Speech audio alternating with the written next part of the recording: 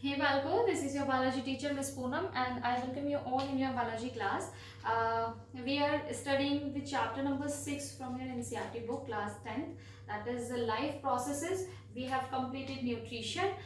Now we have started the topic respiration जिसमें भी हम लोग और काफ़ी कुछ cover कर चुके हैं. We have talked about the respiration, we have talked about types of respiration, aerobic respiration, anaerobic respiration, and in aerobic respiration we have talked about the introduction part, and we have talked about the exchange of gases in different organisms. Then we have covered anaerobic respiration, steps of respiration भी हमने पढ़ा, और उसके बाद aerobic respiration में हमने anaerobic respiration में हमने पढ़ा काफ़ी सारी चीज़ें.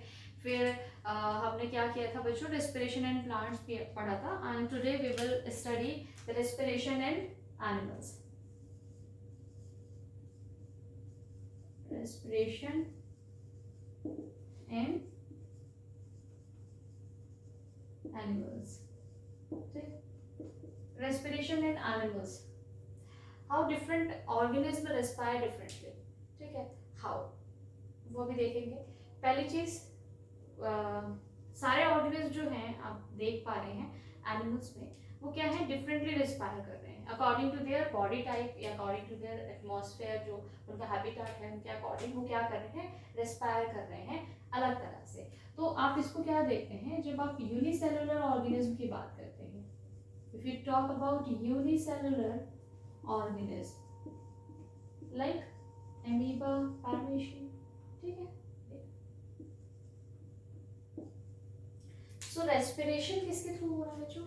रेस्पिरेशन आपका हो रहा है किसके थ्रू हो रहा है, आपके बॉडी की स्किन से. जो बॉडी है ना, बॉडी से ही होता है, बॉडी सरफेस से हो रहा है, बॉडी सरफेस से हो रहा है थ्रू डिफ्यूजन.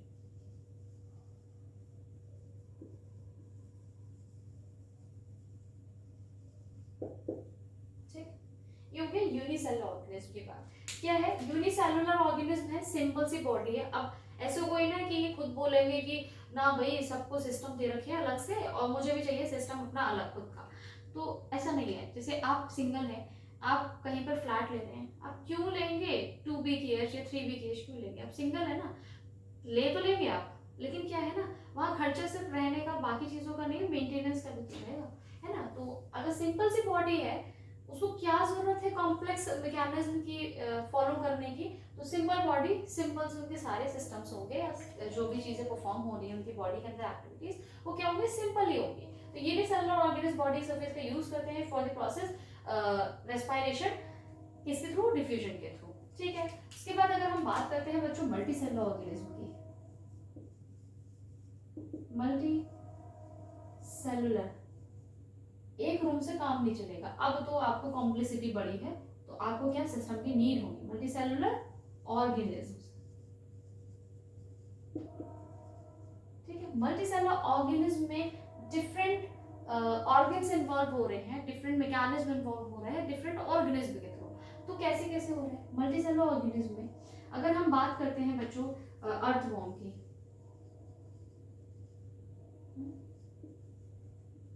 ठीक है. तो इनका जो रेस्पिरेशन का प्रोसेस है वो किसके थ्रू कर रहे हैं, थ्रू देयर स्किन.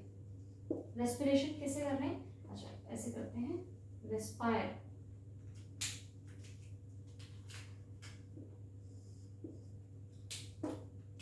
यहाँ लेते हैं respire through, respire through through skin, ठीक है. स्किन से रेस्पायर कर रहे हैं. ठीक. If we talk about insects, अगर हम इंसेक्ट्स की बात करें, वो कैसे रेस्पायर कर रहे हैं? Through pores, holes. उनके बॉडी पे ना, बॉडी सरफेस पे पोर्स प्रेजेंट होते हैं, ठीक है, जिसको आप स्पायरल कहते हैं. क्या है? Pores on body, pores on body surface. Insect की बॉडी सरफेस पे पोर्स है, स्पाइरल जिनको बोला जाता है. इंसेक्ट्स आपके इनसे रिस्पायर कर रहे हैं, रिस्पायर थ्रू. ठीक है. उसके बाद अब जब बात करते हैं आप एक्वेटिक ऑर्गेनिज्म की, एक्वेटिक में फिशेस की बात करते हैं। जब आप फिशेस कैसे कर रही हैं, सरफेस से, बॉडी से करेगी। यहाँ तो ऑक्सीजन ले रहे हैं डिफरेंट मैकेनिज्म से, लेकिन यहाँ जो ऑक्सीजन ली जा रही है फिशेस के थ्रू, वो ली जा रही है जो वाटर में आपके कंबाइंड फॉर्म है ऑक्सीजन की, वहां से एक्सट्रैक्ट किए जा रही है। मतलब ऑक्सीजन का एक्सट्रैक्शन कहाँ से हो रहा है, वाटर से। तो उसके लिए स्पेशल ऑर्गन है इनके पास, जिसे आप गिल्स कहते हैं। ठीक है, तो फिशेस जो हैं वो रेस्पायर कर रही हैं थ्रू गिल्स। ठीक, उसके बाद किसकी बात करें हम, किसकी करें, एम्फीबियंस ले लेते हैं, फ्रॉग ले लेते हैं। फ्रॉग ले लो, टोड्स ले लो। ठीक है, ये क्या है, मेंढक। क्या करते हैं ना, आपको हमेशा दिखाई नहीं देते, मरते कोई ना है, हाइबरनेट कर जाते हैं। अब क्योंकि ये बाहर भी रह रहे हैं, टेरेस्ट्रियली भी घूम रहे हैं, ठीक है, हाइबरनेट भी कर रहे हैं, तो इनके पास क्या है, नेचर ने कहा लो जाओ ऐश करो, दो चीजें लो, दो मैकेनिज्म दे दिए, दो तरह से रेस्पायर कर सकते हैं, लंग्स से भी कर सकते हैं और आपकी स्किन से भी। ठीक, तो ये रेस्पायर कैसे कर रहे हैं बच्चों, लंग से भी कर रहे हैं और स्किन से भी अपने रेस्पायर कर रहे हैं। ठीक है, लास्ट में आपके आते हैं जितने भी एनिमल्स हैं, टेरेस्ट्रियल एनिमल्स हैं आपके, जो कि टेरेस्ट्रियल हैं, जो बचे हैं बात के, इन सब से जो बचे हैं, ठीक है, जो टेरेस्ट्रियल मतलब लैंड पे रह रहे हैं, जमीन पे रहने वाले, ठीक है, उनके अंदर क्या चीज है ऐसी जिससे वो क्या कर रहे हैं, रेस्पायर कर रहे हैं, उनके पास है lungs as a respiratory organ. ये सारे क्या है, रेस्पिरेटरी ऑर्गन्स हैं। ये है ऑर्गेनिज्म डिफरेंट, और ये आपके सारे जो भी हमने ये पढ़े, ये क्या है बच्चों, रेस्पिरेटरी ऑर्गन, जिससे जो ऑर्गेनिज्म है वो रेस्पायर करेगा। ठीक है, तो ये तो जनरल बात हो गई, जिसमें हमने एक्सचेंज ऑफ गैसेस में भी थोड़ी सी बात इसकी की थी। अब देखते हैं जो रेस्पिरेटरी ऑर्गन है उसके फीचर्स क्या क्या है, मतलब अगर कोई ऑर्गन है उसके अंदर ऐसी कौन कौन सी क्वालिटीज होनी चाहिए जिसमें हम उसको रेस्पिरेटरी ऑर्गन कह सकें। ठीक है, देखते हैं। ओके बच्चों, now let's see the features of respiratory organ, ये सब स्पेशल फीचर्स, ठीक है, या फीचर्स ऑफ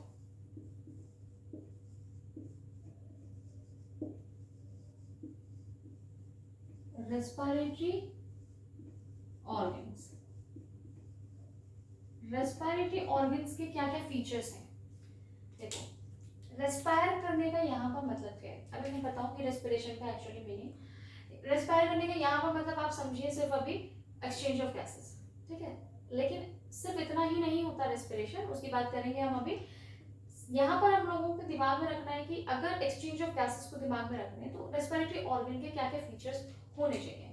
ठीक है, तो फर्स्ट थिंग, क्योंकि हमें एक्सचेंज ऑफ गैसेस करना है तो हमारे पास सरफेस एरिया होना चाहिए, increased surface area, large surface area बोलते हैं इसको, है ना, लार्ज सरफेस एरिया होना चाहिए।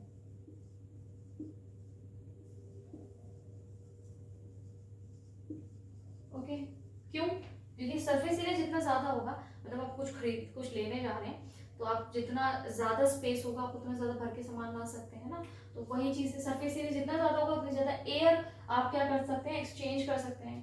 ठीक, उसके बाद दूसरी चीज, क्योंकि एक्सचेंज करना है, अब क्या है ना, आपसे बोला जाए कि ये है एक रोड, इसको क्रॉस करो, ठीक है, और एक रोड दे दी जाए आपको इतनी चौड़ी। अब यहाँ पर क्या है, ये तो है 2 लेन, एक इधर से जा रही है मतलब आपका दोनों साइड यहीं पर इन्वॉल्व हो रही है, 2 लेन आपकी है ये रोड, ये आपको दी गई है, और एक है 4 लेन। आपको क्या करना है कि इसको क्रॉस करना है। 4 लेन की आपने कभी देखा है कि सिटीज के अंदर होती है, नहीं होती ना, नॉर्मली हाईवेज जो कनेक्ट कर रहे हैं बड़े बड़े हाईवेज को, वहां देखने को मिलती है। जो इनकी जो क्रॉसिंग है उसमें क्या है, ज्यादा टाइम जाएगा, खतरा भी ज्यादा है ना, अंदर होगी तो सिटी के। यहाँ पर क्या है, इजिली क्रॉस कर जाएंगे आप। तो आपको पता है जब आपको इधर से इस साइड में जाना है तो रोड अगर पतली होगी तो आप इजिली क्रॉस कर जाएंगे कम टाइम में, है ना। तो यहाँ पर भी यही करना है, एक एटमॉस्फेयर से एक कंडीशन से दूसरी जगह पर क्या है, एयर को क्या करना है, एक्सचेंज करना है या ट्रांसफर करना है। तो आपके लिए जो क्या होगी, मेम्ब्रेन होनी चाहिए, वॉल होनी चाहिए थिन वॉल, थिन वॉल्ड होना चाहिए। जो ऑर्गन है उसकी जो वॉल है, बाहर की जो वॉल है वो क्या होनी चाहिए, थिन, ताकि जो आपकी जैसे ये सेल है इसकी वॉल यहाँ पर क्या है, थिन है, तो एयर क्या है आराम से क्रॉस हो जाएगी। अगर ये ज्यादा थिक होगी तो क्या होगी, एक्सचेंज में थोड़ी सी दिक्कत आएगी, हो जाएगा पर दिक्कत आएगी। जब हमें पता है कि हमें एक्सचेंज ही कराना है, उसका काम ही वही है, तो नेचर क्या करती है, उसको थिन वॉल्ड ही रखती है। उसके बाद में large surface area thin walled होती है। अब क्या होना चाहिए बच्चों, यहाँ पर सप्लाई होनी चाहिए किसकी, ब्लड सप्लाई ज्यादा होनी चाहिए। क्या है, इंक्रीज ब्लड सप्लाई जो है, ब्लड सप्लाई क्या होनी चाहिए, इंक्रीज होनी चाहिए कंपैरेटिव टू अदर सेक्शंस। क्यों, क्योंकि ब्लड सप्लाई जो ट्रांसपोर्टेशन हो रहा है किसका, ऑक्सीजन का जो ट्रांसपोर्टेशन होगा, गैस का जो ट्रांसपोर्टेशन होगा, ये ऑक्सीजन कहीं तो काम आएगी ना, वहां जाना आपका क्या है, ब्लड सप्लाई के थ्रू होगा। जितनी ज्यादा वहां पर ब्लड कैपिलरीज होंगी, ब्लड कैपिलरीज, अच्छा हाँ ये याद रखना कि जो एक्सचेंज होता है कौन सी ब्लड वेसल्स होता है, ब्लड कैपिलरीज। तो ये जो सप्लाई है वो कैसी है बच्चों, ब्लड कैपिलरीज। ब्लड कैपिलरीज क्या होंगे, यहाँ पर हाई अमाउंट में होंगे, हाई नंबर में होंगे, क्योंकि हमें क्या करना है, एक्सचेंज ट्रांसपोर्ट करना है ऑक्सीजन को। तो ये तीन क्वालिटीज आपको देखने को मिलेंगी रेस्पिरेटरी ऑर्गन में। लार्ज सरफेस एरिया होगा, दूसरी बात थिन वॉल्ड होंगी, उसके बाद कैपिलरीज की जो नंबर है वो हाई होगा, ठीक है, हाई कैपिलरी नंबर या हाई ब्लड सप्लाई, ठीक है। तो ये तीन चीजें हो गई जो इसकी फीचर्स हैं रेस्पिरेटरी ऑर्गन का। अब हम बात करते हैं ह्यूमन रेस्पिरेटरी सिस्टम की, ठीक है, तो इसको रब करते हुए okay बच्चों, now let's see the human reproduction respiration in humans.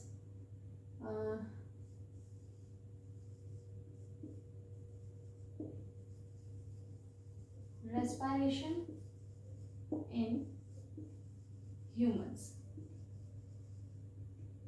क्या है humans में respiration? देखो जो रेस्पिरेशन है पहले उसका मतलब समझ लो। यहाँ पे बेसिकली जो रेस्पिरेशन है बच्चों, रेस्पिरेशन आपका टू पार्ट्स में है। रेस्पिरेशन क्या होता है आपका, it's not just the breathing, या नॉर्मली बोलते हैं ना रेस्पायर कर रहे हैं, मतलब कि इनहेल और एक्सहेल, जो सांस लेना है सांस छोड़ रहे हैं, कपालभाति कर रहे हैं, that is not respiration. Respiration basically two categories में कैटेगराइज या फिर टू पार्ट से मिलकर बना है। इसको आप रेस्पिरेशन को फिजियोकेमिकल प्रोसेस भी कह सकते हैं। व्हाई, बिकॉज यहाँ पर केमिकली और फिजिकल वर्क दोनों हो रहा है, दो तरीके के रेस्पिरेशन हो रहे हैं, दोनों काम करते हैं तब कंबाइन कंप्लीट रेस्पिरेशन होता है। तो आपका जो सेल के अंदर हो रहा है that is cellular respiration, that is cellular respiration. उसके बाद हम बाद में करेंगे। सेलुलर रेस्पिरेशन में क्या हो रहा है बच्चों, ऑक्सीडेशन ऑफ फूड।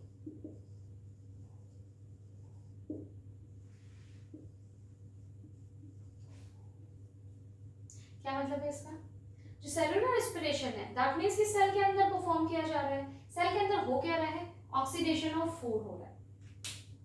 और इस ऑक्सीडेशन ऑफ फूड के लिए, फूड को जो आपने न्यूट्रिशन के टाइम पे फूड का क्या किया, इनटेक किया, फूड को खा लिया, ठीक है, इंजेक्शन किया उसका डाइजेशन किया, उसको क्या किया आपने, एसिमिलेट किया, ठीक है, सॉरी एब्जॉर्ब किया, डाइजेस्ट के बाद एब्जॉर्प्शन होता है, एब्जॉर्ब किया, एसिमिलेट किया, आपके सारे सेल्स तक पहुंचे, उसके बाद जो कि अनडाइजेस्टेड है उसको इजेक्ट आउट कर दिया, इजेक्शन कर दिया उसका, ठीक है।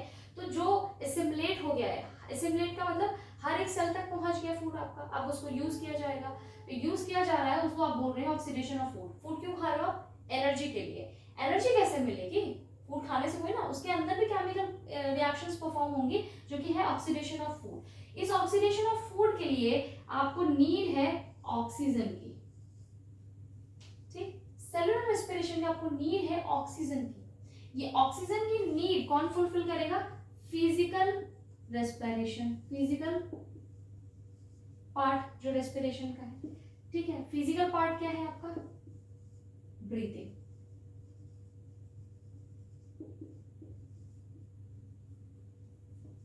ठीक। रेस्पिरेशन का जो फिजिकल पार्ट है वो क्या है आपका, ब्रीथिंग है। ब्रीथिंग आप क्यों कर रहे हो? क्योंकि आपको ऑक्सीजन चाहिए। ऑक्सीजन आपको क्यों चाहिए? क्योंकि फूड जो आपने इनटेक किया है उसका ऑक्सीडेशन करना है। ऑक्सीडेशन क्यों करना है? बिकॉज आपको एनर्जी चाहिए, ठीक है। और इसके बाद बच्चों, ऑक्सीडेशन ऑफ जब फूड होगा तो ऑक्सीजन का यूज करने के बाद यहाँ पे बाय प्रोडक्ट निकलेगा जो कि होता है कार्बन डाइऑक्साइड। और भी चीजें निकलेंगी, उसके बाद आप 11th में जाके पढ़ेंगे, अभी नहीं। कार्बन डाइऑक्साइड जो यहाँ पर क्या हुआ है, इसका बाय प्रोडक्ट बना है, वो भी आपका ब्रीथिंग के थ्रू, ये देखो क्या हो रहा है, एक्सक्रीट आउट हो रहा है। ब्रीथिंग ऑक्सीजन को आपकी बॉडी को प्रोवाइड भी कर रही है, ब्रीथिंग आपके बॉडी से कार्बन डाइऑक्साइड को रिलीज आउट भी कर रही है, ठीक है। तो ये प्रोसेस आई होप समझ में आ गया होगा कि रेस्पिरेशन एक्चुअली में ये है पूरा, ठीक है। मेनली तो यही है। इसमें जो हेल्पिंग जो इसमें जो नीडफुल आपकी गैस है उसको फुलफिल करने के लिए ब्रीथिंग हो रही है, जो कि हम 10th में अभी पूरा ही हम सिर्फ यही वाला सेशन पढ़ने वाले हैं, ठीक से, कि ब्रीथिंग में एक्सचेंज ऑफ गैसेस कैसे हो रहा है, ब्रीथिंग कैसे हो रही है, सिर्फ ये वाला सेशन पढ़ेंगे, ठीक है। ये वाला सेक्शन बच्चों बायोएनर्जेटिक्स में आ जाता है, ठीक है। रेस्पिरेशन वो आप 12th में जाके पढ़ेंगे, सॉरी 11th में पढ़ेंगे। तो हम स्टार्ट करते हैं रेस्पिरेशन के बारे में थोड़े से और बात कर लेते हैं, उसके बाद में फिर हम ह्यूमन रेस्पिरेटरी सिस्टम की बात करेंगे, ठीक है। तो देख लेते हैं इसके आगे। और तो रेस्पिरेशन आपको समझ में आ गया। रेस्पिरेशन आपका सेलुलर और फिजिकल पार्ट दोनों, मतलब केमिकल और फिजिकल पार्ट बोथ परफॉर्म कर रहा है। फिजिकल पार्ट में आपने ब्रीथिंग पढ़ा, केमिकल पार्ट में आप सेलुलर रेस्पिरेशन पढ़ते हैं, ठीक है। सेलुलर रेस्पिरेशन में ऑक्सीडेशन ऑफ फूड होता है, जिसके बाद जिसमें आपको ऑक्सीजन की नीड होती है जो ब्रीथिंग फुलफिल कर रही है। अब नॉर्मली बात करते हैं respiration in humans. Respiration of humans किस लिए हो रहा है आपका? क्योंकि आपको जो फूड इनटेक किया है आपने, उसको आपको क्या करना है, यूज करना है एनर्जी प्रोडक्शन के लिए, ठीक है। तो रेस्पिरेशन किसके लिए? हमारा एनर्जी प्रोडक्शन के लिए एक प्रोसेस है आपकी बॉडी में। ये एनर्जी प्रोडक्शन में आपको नीड, जो ऑक्सीजन की नीड है वो आपकी जो आती है, वो आती किसकी वजह से, आपकी फुलफिल किसकी वजह से होती है? Respiratory system. रेस्पिरेटरी सिस्टम उस नीड को फुलफिल करता है, किसकी? ऑक्सीजन नीड को, ठीक है। कहां से? From air. एयर से आपके लंग्स में जाती हैं, और लंग्स में जाने तक आपके बहुत सारे एक ट्यूब्यूल क्या होते हैं, ट्यूब्यूलरी पूरा एक ग्रुप है ट्यूब्स का, वो इन्वॉल्व हो रहे हैं, जिसके बाद लंग्स तक आपकी एयर पहुंच जाती है। इस एयर में से अब लंग से आपका एक और सिस्टम जुड़ा है जिसको आप कहते हैं ट्रांसपोर्टेशन सिस्टम।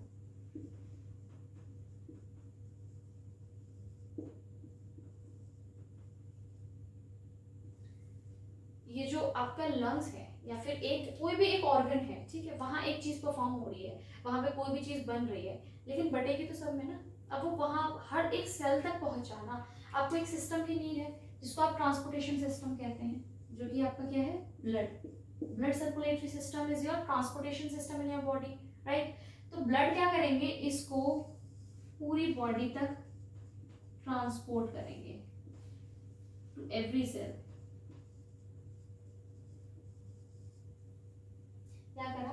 एयर जो आई है आपकी, ठीक है, वो हर एक सेल तक पहुंच गई। तो यहां से जो आ रही है वो आ रही है ऑक्सीजन, ठीक है, और यहाँ पर आ गई आपकी ऑक्सीजन। यहाँ से रिलीज हुई कार्बन डाइऑक्साइड। कार्बन डाइऑक्साइड इस सेम मैकेनिज्म से या फिर सेम पाथ से क्या करेगी? रिटर्न करेगी। कार्बन डाइऑक्साइड क्या करेगी? सेम पाथ से रिटर्न करेगी, ठीक है। ये बात समझ में आई? क्यों? आपका ट्रांसपोर्टेशन सिस्टम भी यहाँ पर इन्वॉल्व होगा जब हम ब्रीथिंग में एक्सचेंज ऑफ गैसेस पढ़ेंगे, ठीक है, ब्रीथिंग पढ़ेंगे। तो आपका ट्रांसपोर्टेशन सिस्टम मतलब कि ब्लड सर्कुलेटरी सिस्टम भी यहाँ पर हम पढ़ेंगे अभी थोड़ा बहुत, ठीक है। क्यों हो रहा है, कैसे हो रहा है, ये चीज समझ में आ गई है। अब हम लोग क्या करते हैं बच्चों, बात करते हैं किसकी? ब्रीथिंग की थोड़ी सी। ये तो बात हो गई आपकी प्रोसेस, ये जो एयर आ रही है और ये जा रही है, जो यहाँ वाला पोर्शन है सिर्फ, ठीक है, यहाँ पर आपका हो रही है एक प्रोसेस जिसको कहते हैं chemical physical portion of respiration या फिजिकल रेस्पिरेशन, जिसमें आती है आपकी ब्रीथिंग। ब्रीथिंग में हो क्या रहा है?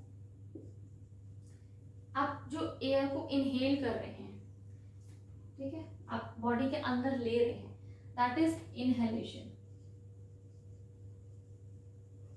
ठीक है।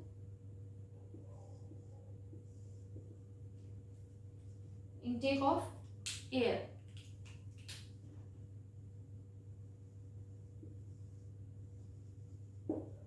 ठीक है।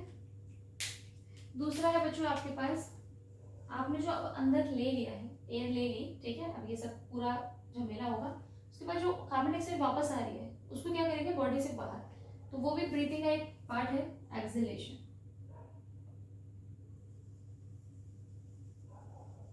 उसको एक्सहेल आउट, उसको बॉडी से बाहर रिलीज आउट कर देंगे, release out. Intake of air is what, inhalation, exhalation is what, release out, जो बाहर जा रही है वो, ठीक है। ये चीजें क्या हो गई आपकी, किससे, छोटी छोटी सी पॉइंट्स हैं इंट्रोडक्शन में, जो कि ह्यूमन रिप्रोडक्शन से पहले हमें जानने हैं, ठीक है। ये सब हम लोग अच्छे तरीके से पढ़ेंगे अपने आगे वाली क्लासेस में। इसके साथ में ही अब आपको एक बात बताइए, एयर में आपकी, एयर में सिर्फ ऑक्सीजन तो प्रेजेंट नहीं है, नहीं है प्रेजेंट ऑक्सीजन, एयर तो पूरी आ रही है ना, और भी गैसेस प्रेजेंट है। कौन कौन सी गैसेस है, सबसे ज्यादा तो आपकी नाइट्रोजन ही है, क्या, 78%, ठीक है। ऑक्सीजन का अमाउंट क्या होता है बच्चों, 21%, ओके। और बाकी जो गैसेस हैं, कार्बन डाइऑक्साइड या क्या बोलते हैं उसको, नोबल गैसेस, आपके पास जो डस्ट पार्टिकल्स हैं, ये सारी चीजें जो आ जाती हैं वो किस में आ जाती है बच्चों, 1% में, ठीक है, होगी ना, 1 ही तो होगा, हाँ, ठीक है। ये हमारा कॉम्पोजिशन होता है। तो कैसे पता हमारी बॉडी को कि हमें ऑक्सीजन ही लेनी है, यहाँ पे काम करता है एक पिगमेंट, यहाँ पे क्या काम करता है, एक पिगमेंट का रोल है। पिगमेंट मतलब टैक्सी मान लो, एक वो टैक्सी जिसको पता है किसको बैठाना है उसे, ठीक है। वो टैक्सी होती है ब्लड में, जिसको आप बोलते हैं रेस्पिरेटरी पिगमेंट, रेस्पिरेटरी पिगमेंट। ये क्या है, एक टैक्सी है जिसको पता है उसका पैसेंजर कौन है, ठीक है, उसको पता है इनमें से किसको उसको अपनी टैक्सी में जगह देनी है, और डिफ्यूजन के प्रोसेस से भी आपकी यही चीज आएगी। तो रेस्पिरेटरी पिगमेंट जो आपका है बच्चों, वो क्या होता है, हीमोग्लोबिन, ठीक,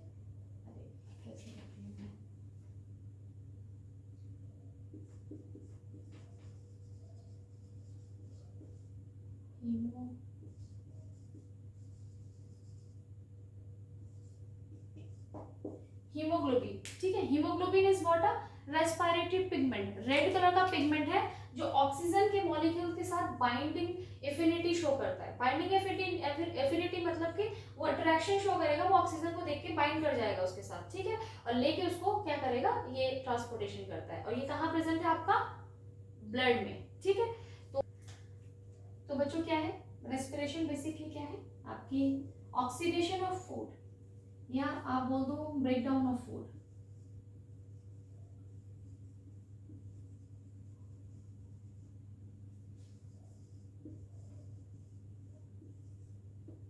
to release energy, ठीक है। दिस इज व्हाट, रेस्पिरेशन, इसी का पार्ट है ब्रीथिंग एक, ठीक है। अब ह्यूमन बीइंग्स में जो आपका रेस्पिरेटरी सिस्टम है, ह्यूमन